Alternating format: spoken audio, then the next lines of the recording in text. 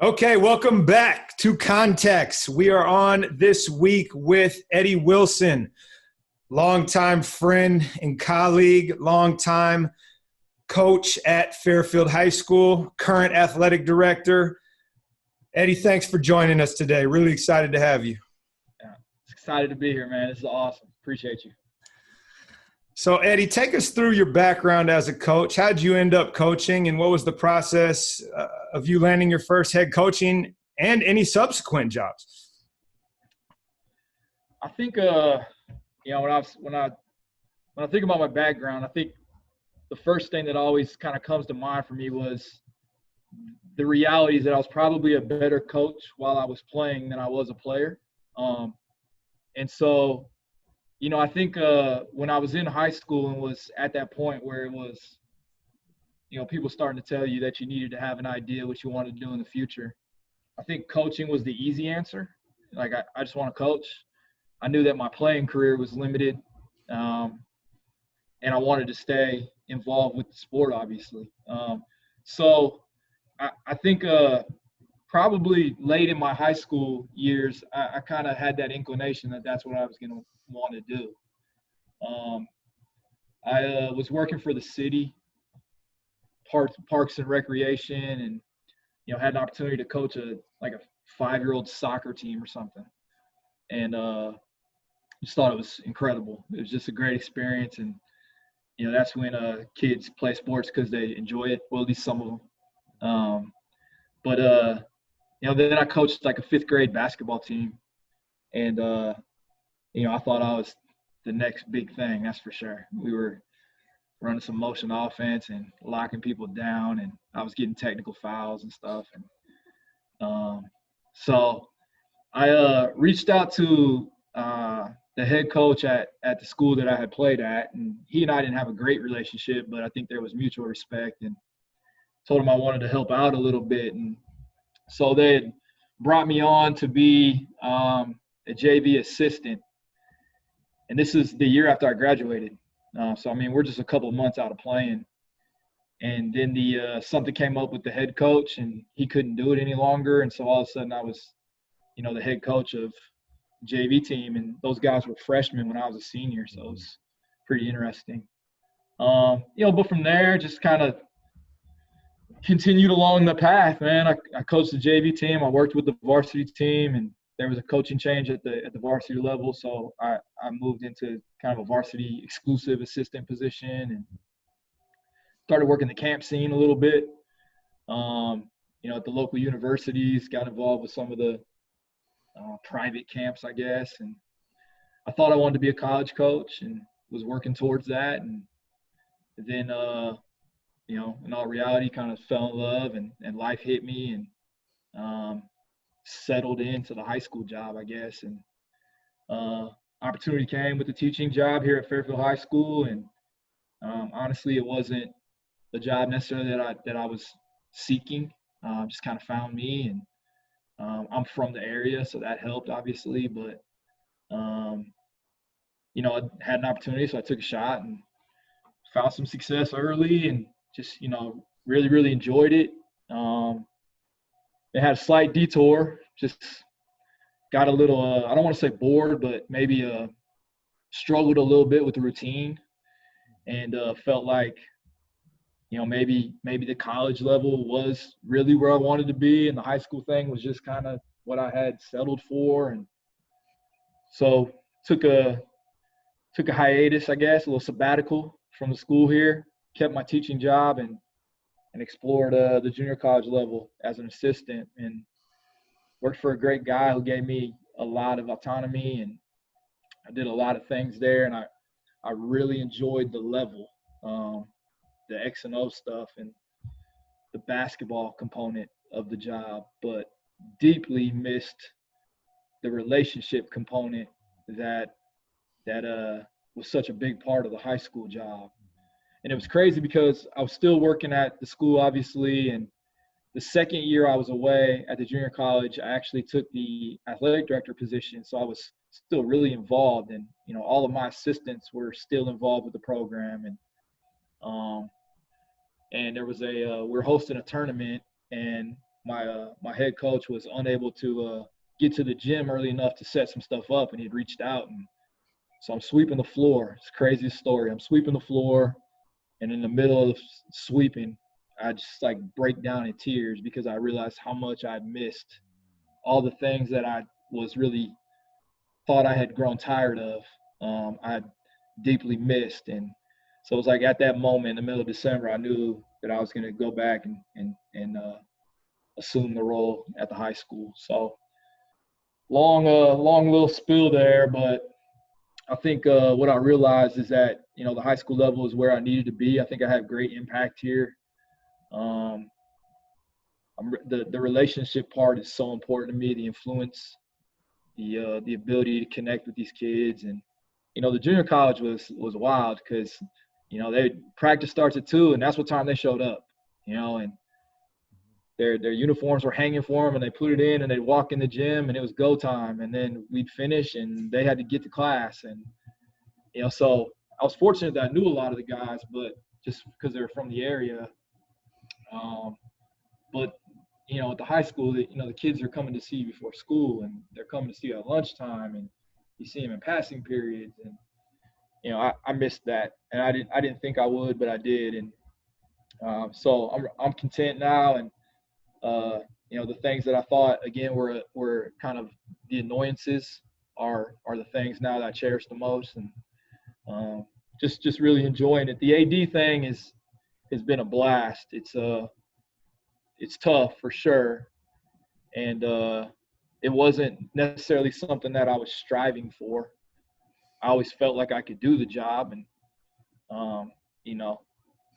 I think a lot of us are this way when we're coaches. We feel like we could do better than that other guy can with that team, I guess. So I always felt like I was capable of being an athletic director, and I wasn't ready for everything that it consists of. That's for sure. Mm-hmm. So every day is a learning experience, but try to build up my team here on campus with regards to my coaching staff, and putting people that are kid first in our program, and just having a blast trying to impact all the programs, not just the one that I directly oversee. So that's it. That's my journey. That's my background. So a couple different ways we can go with this. I'd like to do a quick dive into the early career, because part of that we were together. And I remember the strategy that we discussed multiple times with our mentors in regards to how to best position you to land a job. And you mentioned that you were thinking about exploring the college scene when you took the sabbatical, and how you went back to that. Because early on, I remember that was your path. And you mentioned that, you ultimately figured out that high school was your lane, essentially. What do you think ultimately played in to the strategizing, and what do you think worked well, if you would give, that reflection and that advice? And then ultimately, as you mentioned, you missed the relationships and the influence on high school kids, and why that was your lane, even though you tried all these other age groups. When you say that worked well, are you referring to the things that we did here at the high school? In regards to how we thought about strategy and positioning yourself to take the next step. I think, with regards to taking the next step, I think that was kind of always the, each move that we made was with the purpose of hopefully of setting or opening another door. And that's kind of how I've always, in all reality, lived most of my life. I always wanted to have as many doors open as possible. It's things that we share with our kids too. Like, ultimately you can choose which door you walk through, assuming it's open. So I think, one of the big things early for me was networking. I'm a little bit different in terms of, I guess, my interactions with people. For the most part, I kind of stick to myself. I have a really close, intimate group of people in my life, and I'm not one for just going about and trying to throw myself at other people. And that was something I struggled with, because in the reality of this business, you need other people. And I think that was something that took me a while to fully grasp. But, just I think the biggest thing when we talk about like landing another job is just being exceptional at the job that you have. And, a lot of people take that for granted. I think, is it Alan Stein or one of those guys refers to like, being where your feet are. And, oftentimes we get so ambitious as we look ahead that we neglect to do as thorough of a job as we can where we are. So I think, again, some of the people that I've had in my life have kind of centered me on that, like, be good where you are and build relationships. And it's not necessarily about seeking, the people who are at the top, but, just having a core group of people and believing in them and having them believe in you, and then just working your tail off. And then, it's when we talk about, for me, again, like I thought I wanted to be a college coach, and I think I would put myself on that path. But then when it was time, we started looking at life and like, what was the best decision for me personally. And, I was engaged, and, a child was on the way. And so, how are we going to handle those types of things if we tried to jump into the college realm? And so, again, I use that word settle, and I don't know that I necessarily like that one, but I think at the time that's kind of how I felt. I got to coach, like I'm going to get to coach, and I get to be with my family, and maybe some other doors will open later on, and they did, I think. And I had choices to go through some other doors that I neglected to or chose not to. But I think that's what life is really about, is just giving yourself opportunities and then making decisions. And then in reflection, I think that just going out of your way to seek advice is important. Again, I just kind of always, been in my circle, and getting outside of my circle was a struggle for me. And so when I talk to my coaches, the ones that I hire, because oftentimes we're hiring young people, people that are younger than us, that's for sure. The main advice is like, go seek people, talk to people, find out what other people are doing. It's a little bit egotistical to think that you have all the answers. There's so many people around that have seen this movie before. So let them tell you about it. I think that as I matured, which is still a process, but as I've matured, I think I've grown to appreciate, the fact that I can learn lessons through other people and through the advice that they have. And then, whether opportunities are available, they're going to be available. So how we move forward with those opportunities, I guess, becomes the next key. Well, I appreciate you share that. One of the things I've said over the last 10 years for sure is sometimes our best decisions are made by other people. And ultimately, me getting back into high school from the college game was a decision made by my wife. And ultimately, it was a decision that has paid great dividends. You mentioned that it's egotistical to think you have all the answers when you're just getting into this thing. And even more so, I think as we age, we realize we don't have all the answers, and we're often more willing to seek them out. You're in a unique position that you took a head job at Fairfield, did it for a while, had tremendous success, and people don't necessarily know about that, but you played in multiple section championship games and annually were one of the best teams in the area, and then stepped away from that and then went back. So you have two different lenses on when you stepped into that role. What are the things you still needed to figure out, both the first time when you went to Solano and then when you went back to Fairfield? And even more, if you have an opportunity as you stepped into the athletic director role that you felt that you could do that job. Yeah. I think the first thing that's important when you look at, the idea of taking something over is that I think a lot of us, especially when we're young, you're in a hurry to figure out like how you're going to make it yours. And the reality is that you're the newcomer, you're the foreigner, and it's like how I think the bigger question, or the one that we should ask ourselves instead, is, how are we going to adapt to this? How are we going to, how do we put ourselves into this position as opposed to thinking that we're going to come in and immediately change it? So how do we fit versus how do we apply our mentality? Yeah, I think so. And again, I think a lot of that just comes from, what we see with professionals, because the professionals come in and clean house and, bring in their guys and change the roster. And, we don't have that luxury at the high school level, at least in the in the public domain.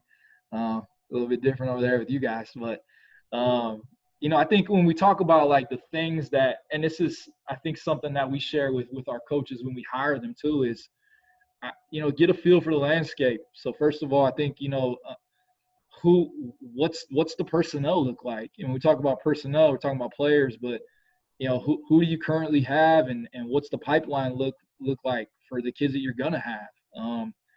What how do they fit into what you think is your vision, and then how do you maybe need to change your vision based on the types of kids that you might be getting? I think another thing that's crucial is, and this is something I wish that I would have understood when I took my first job, is knowing who your allies are. Again, surveying the landscape of a campus, and which teachers are the ones that you can rely on. Which administrators, the classified personnel, other coaches. I was young and driven for sure when I took my first job, and I couldn't believe that there was other coaches on campus who would rather I wasn't successful. That just blew me away, and that's as an athletic director, that's something that I fight against all the time. Like, we need to be there for each other. We're unified as a department. But and when we talk about allies too, like who's going to provide support for you, but more importantly. And when you're young, you don't want this, but when you're older, you do. And who's going to tell you the truth? Who's gonna be the one to tell you that you're wrong? Oftentimes you can find people that'll cheer for you when you're doing well. I mean, we're winning 20 games a year for a stretch there, and we were probably doing a lot of things wrong. And I didn't have many people that would tell me that. And part of it was because I wasn't really interested in what they had to say, and that was my issue. But I don't know how many of them would have. I had a small group of people who would tell me the truth, and I think that's important. And then the other thing that I think is vital for you to understand when you look at taking over anything is, especially with schools and coaching, is what's the campus culture?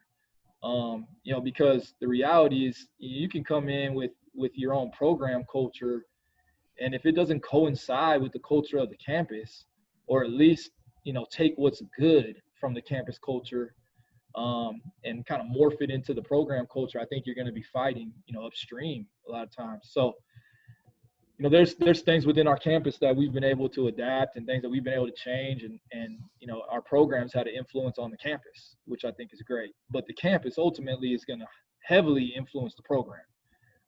So understanding how the campus itself can help or hinder the program's development, I think, is important. And those are things that, I was just blind to that. I mean, I was coming in with my system offensively and defensively, and here's what we're going to do. And it took us a little bit of time to realize that, we got to understand people more than we understand scheme. And that's something I share with my coaches often. Those are the conversations that we have. And it's kind of lame, but I've heard somebody before talk about the X's and O's versus the Jims and Joes or something. And I mean, it's really true. And it's something that, I feel like I can scheme you and I can draw some stuff to beat you, but ultimately it's about players. And I think it's the same when we talk about culture and programs and how you build them, and you need people on board. And so, again, knowing your personnel and the types of people that are going to be allies, and the kind of the bigger scheme of the school and the culture, I think is really important. How would you say your approach has changed in regards to when you left and came back, and what you picked up over the years? And obviously going into a new job, and I think we were probably 24, 25 when that happened, and you're going in there hot, ready to go. And then you left and you came back, after a sabbatical and some time with some college kids, and you're now the administrator. You do have some of those things dialed in, and who your allies are, and, right, and the landscape, and what's your personnel and the campus culture. So, what changed? Like what growth have you made? I mean, honestly, nearly everything, to be honest. And I think, the one thing you didn't mention that I think is really important is, being a father. I've learned more about coaching by being a parent than I learned from any clinic I went to or book I read. I mean, that's the realities of it. And I think trying to figure out the best way to say this. When I was young and I was coaching, it was Joe Ehrman stuff. I mean, I'm not afraid to say that I think a lot of my relationships early were transactional. You're a really good player and you can help me, and here's how I can help you. And there was an exchange there, and I think that, we developed some really important, crucial relationships for sure. Relationships that I still have, but I think it was more a byproduct. I don't think it was ever the goal. And, now looking back, I wish that we'd have put more of an emphasis on this. We made kids do the right things, but I don't know if it was for the right reasons. Mm-hmm. I think it was more about us saying, like, yeah, we're that type of program. We make people do this and do that, right? And it wasn't really about helping them be better people. So, to answer your question, there's just so much that has changed. And I think that, I was at the high school for 10 years. I went away for 2. And that coincided again with now I have teenage girls, and just so many things have changed. But, to answer your question, simply, just a lot of stuff, everything probably.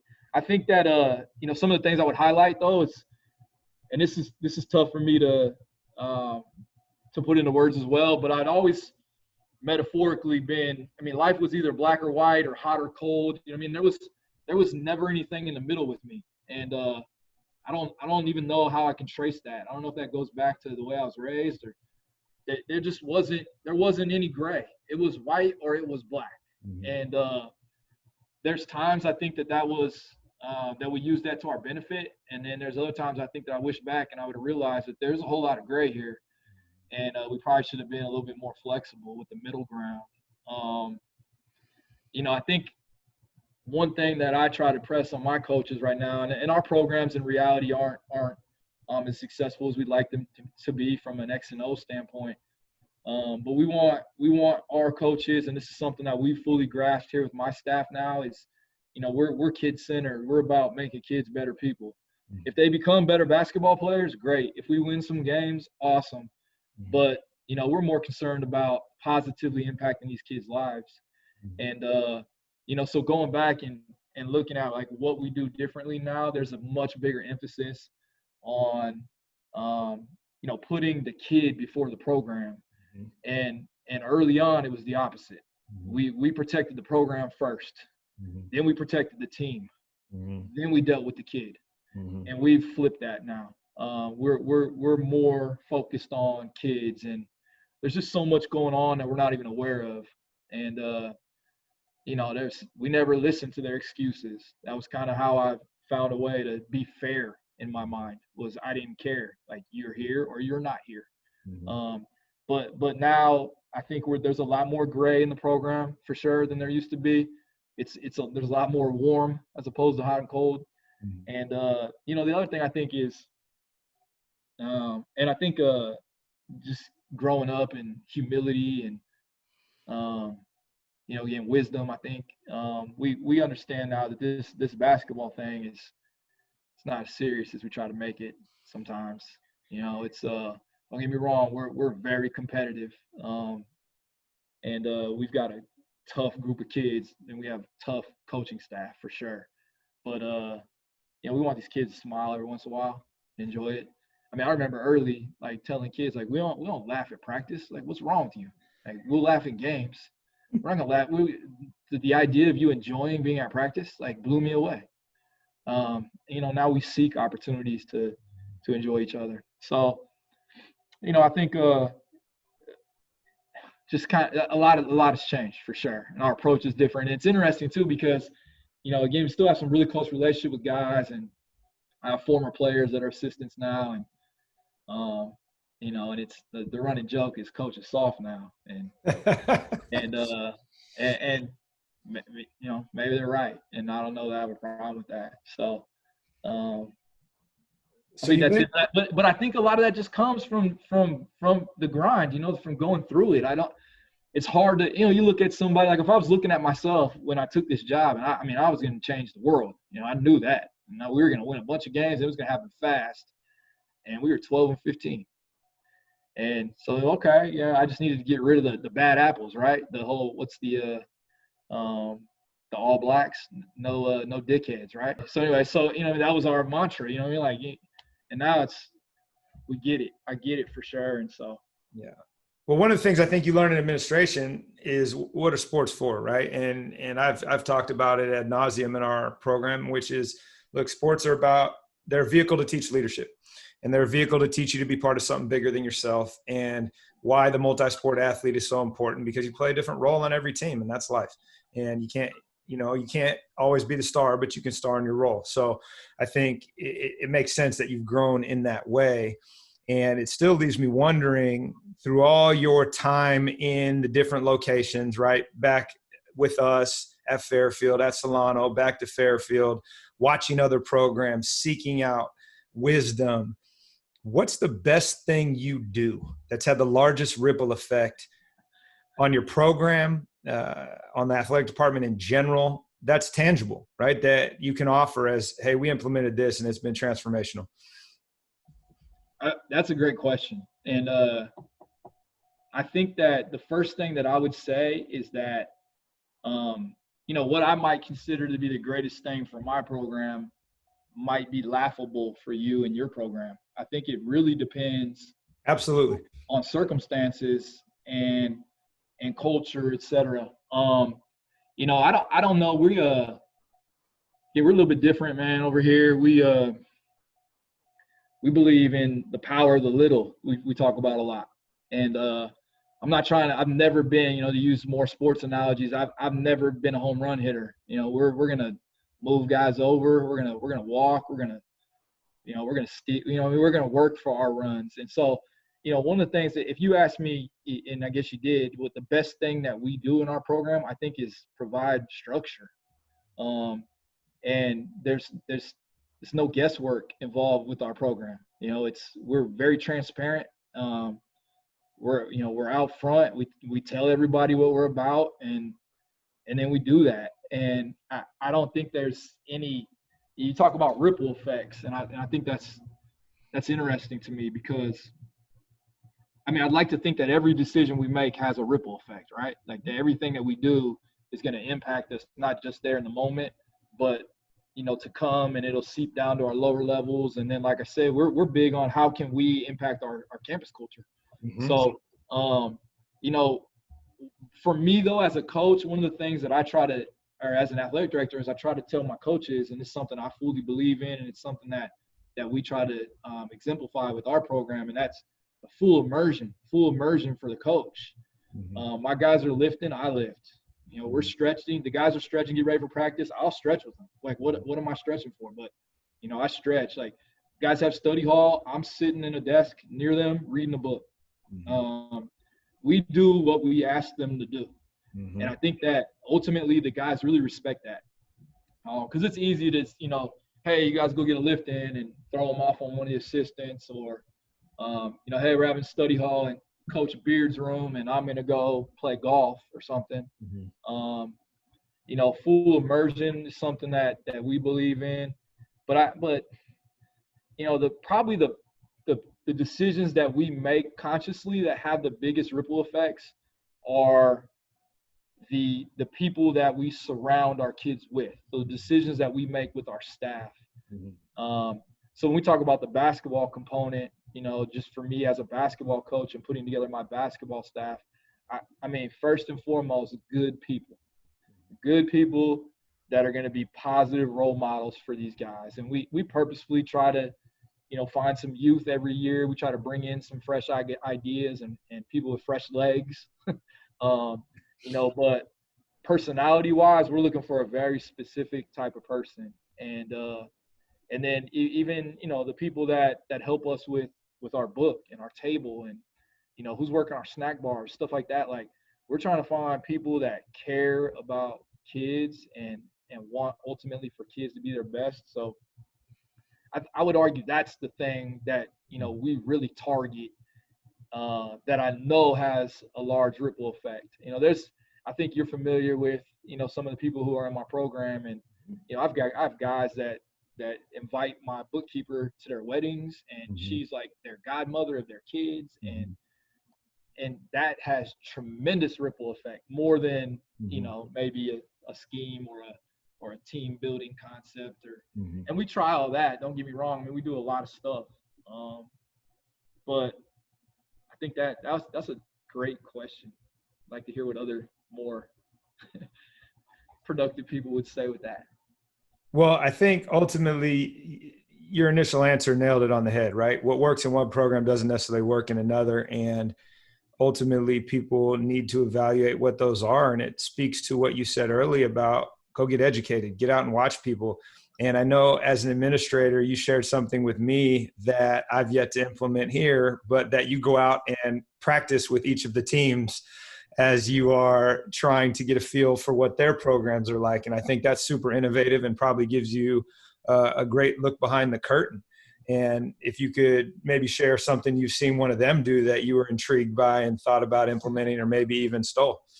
Yeah, I think it's just fun to get out of your sport sometimes too. You know, like with those 2 years that I wasn't coaching here at Fairfield, and I had the opportunity finally to separate myself from my program, because the reality is that we're almost all of us are year round now with our programs, right? And we don't want to be, but we feel like the guy next door is, so we have to.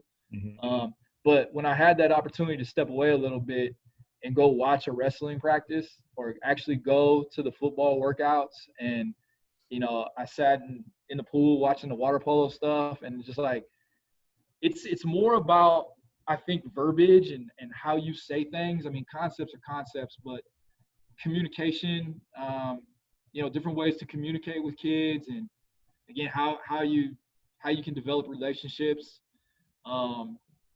You know, in terms of things that, I mean, if I watch your practice, I'm taking something back and I'm trying it. I don't know what it is, but I'm going to try it. It could be a drill.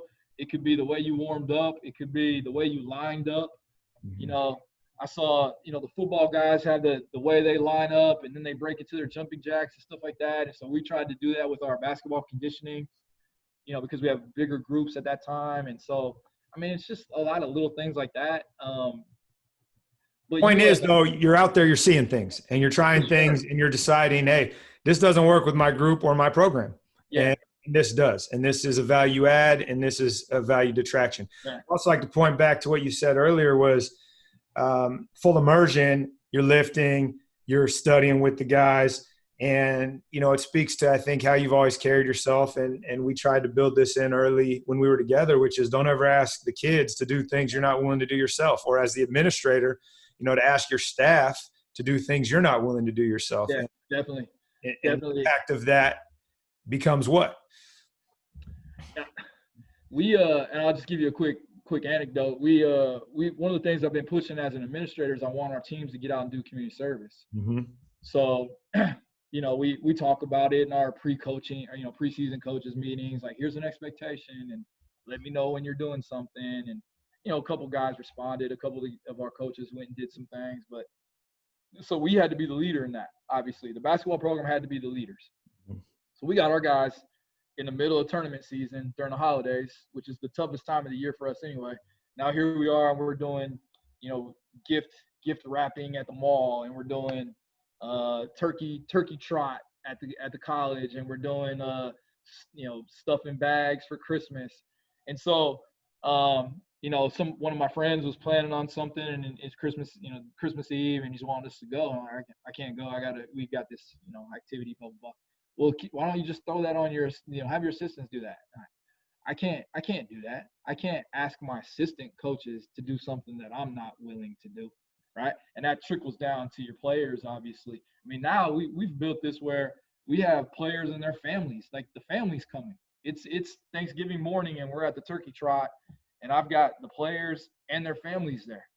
And it's only a couple hours of the morning, but I just think that, you know, with regards to the full immersion, like, and you said it, and it's something that I think we've all been a part of, or something that those of us that were in our circle have tried to push onto our programs, and we're gonna be there. And that's, kind of like when we talk about team culture and how you define that and stuff, like I think it's a lot about behaviors, but the first behavior that we talk about with our program is you need to be here. Be here. Because that's a life lesson, right? Rule 1 of life: show up. Show up, and we'll figure it out after that. You know what I mean? But get there. So, that's just something for us, man. But the main point there that we were discussing, going out and watching other people, and I had a unique relationship with Frank Alaco over at De La Salle. It just started with, me begging him to let us come to their tournament, and we weren't good enough to go there, right? And finally let us in, and we started getting good. And I mean, it kind of worked out where the timing was good, where we were there when we needed to be there. But anyways, and we kind of just developed a little bit of a relationship, started out with email and then conversations through the summer and stuff. And to know that the relationship he had with Lattiser was just like, I mean, they're best friends, and it's Lattiser, right? Bob Lattiser? Lattiser, yeah. I mean, he's winning state titles and mythical national titles, and then now here comes the basketball coach, and he talks about so many things that he learned from that guy. And so, like I remember thinking, well, like, why would I learn anything about coaching from a football coach? Right? How's that going to impact me as a basketball coach?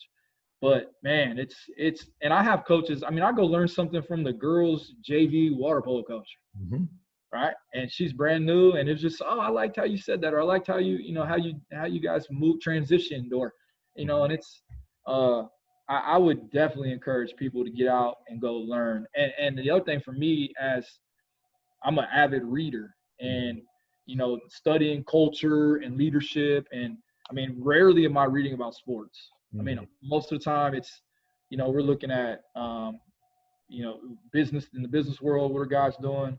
What are they doing in the churches, and, community service and servant leadership. And I think you got to be willing to step out of your realm for sure. Well, definitely expect that from a guy with a master's in English. So one last question here before we wrap this thing up. And again, I feel you're uniquely positioned to do this because you've had some transitions in your life in regards to your coaching career. And you're also hiring coaches on an annual basis to take over programs and giving people that are now in your coaching tree that are going on to take jobs advice. And you've got, and I think we're in probably year 20 of our career at this point. I don't really know, but it's got to be close to that. If you were starting over, what would you do differently? What piece of advice would you give your younger self, right? So when we're back years ago, the coach with the baggy pants. Pull your pants up, young man. What would you invite your younger self to consider? Because ultimately, right, you can't make that person do that before they're ready. But you do have, the gray hair, the no hair to speak to your experience. And ultimately, what would you offer up to yourself?